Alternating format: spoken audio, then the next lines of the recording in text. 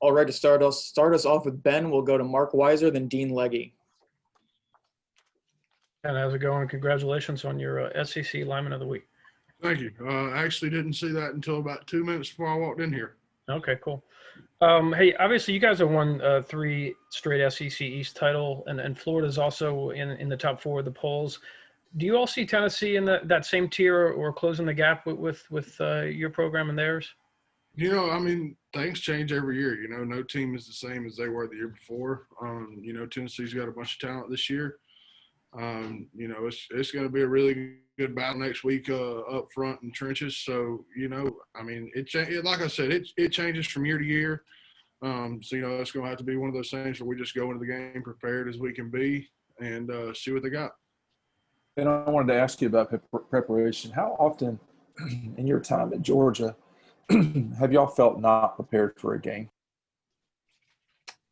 Honestly, I honestly cannot remember a time where, we just went into a game like thought we could have done this or could have done that. I feel like, our coaching staff, they always do an extremely good job of, making sure we got what we need and we're good on our assignments and stuff like that. And, I feel like guys realize that if they're kind of not picking stuff, it's just like anything else.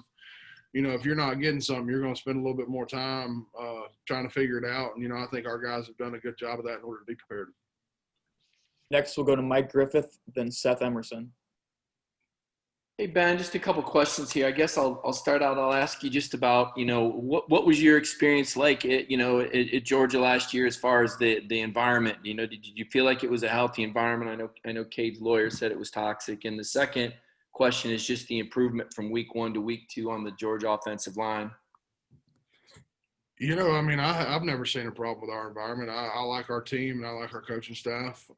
But that's viewed differently by every individual. That's up to them and how they see things. But as far as improvement goes, I feel like everybody gets a little bip better week by week. Playing a 10-game SEC schedule it's very hard to, keep your body what you feel like is, tip-top shape and, keep all the bumps and bruises away. But that's when guys just got to take it on their own to go get extra treatment and do what they need to do in order to feel healthy. But, I feel like everybody improves every week just because, the more reps you get, the more you're going to learn it and the better you're going to be. And I guess that was my question, so I'll ask you to follow up on it. Like, was there any come to Jesus meeting Sunday or Monday after the Arkansas game? Was there any big moment about, look, we got to be better than that? I wouldn't say there was a come to Jesus meeting or anything like that. I think it was just a bunch of the guys on the team recognizing, we had a lot to improve on and really making an effort to make sure that we got that covered. It's a whole effort between everybody in the organization. But no, I don't think there was any just, big moment like that.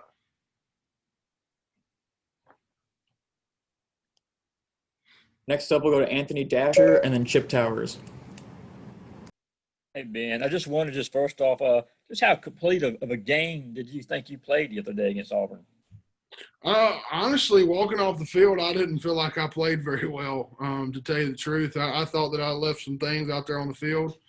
But, after going back and watching, I realized that I played better than I thought I did. Obviously very pleased with that. But, it just leaves room for improvement. Yeah, Ben, you and Cade obviously shared a lot of time together at that right guard position and competed as well. I just wonder what your relationship with him was like and how him transferring to Tennessee has impacted that relationship.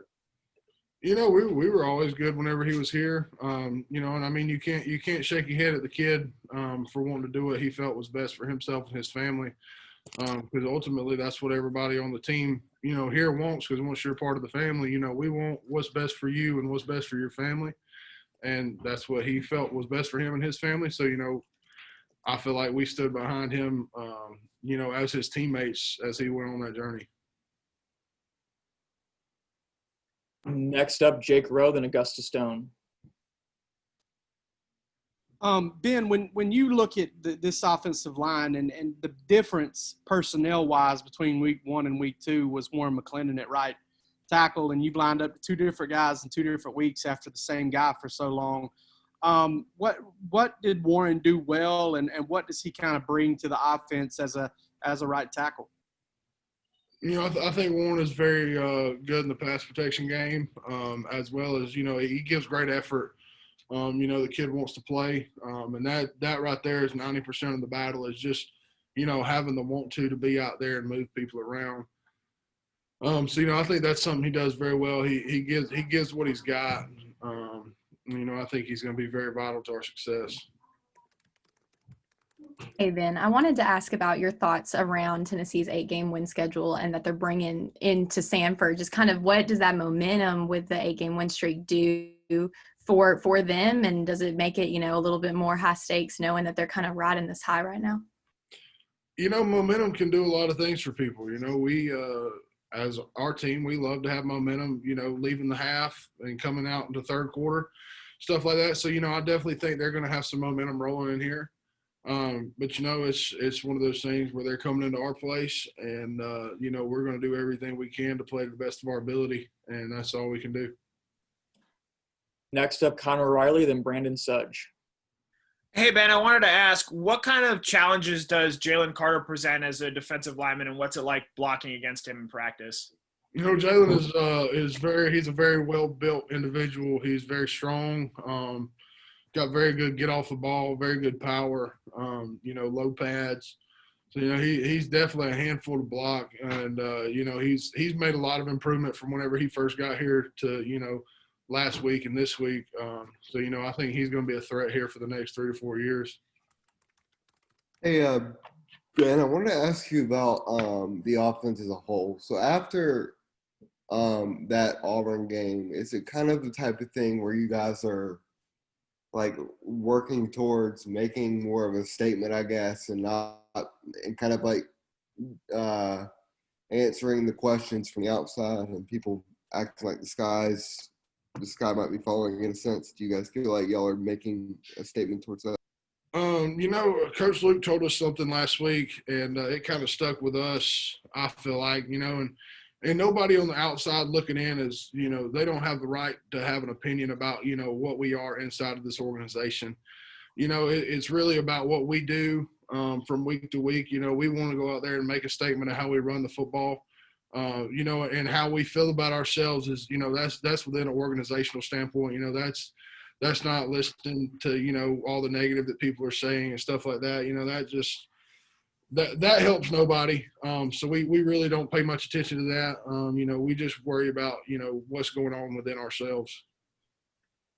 We'll go to Palmer, then Jed, and then open it up for one last question after that. Hey, Ben, wanted to ask you about the jumbo goal line package with the defensive lineman.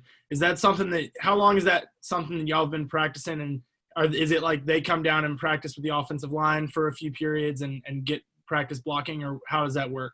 Yeah, I mean, that was obviously a package that we had in the game plan. We work on it 3 or 4 times a week. They come down there just like, they would be on the normal offensive scheme. And, it's been very good for us to practice, and obviously it was very good for us this past Saturday.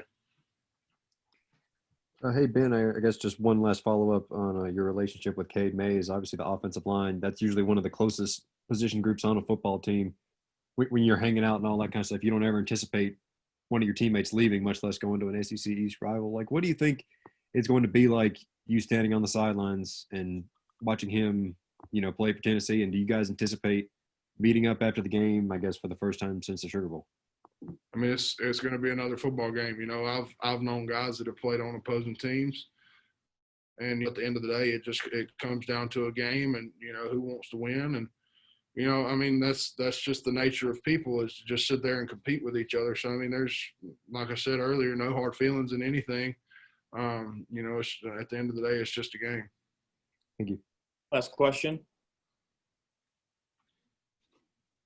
Anyone?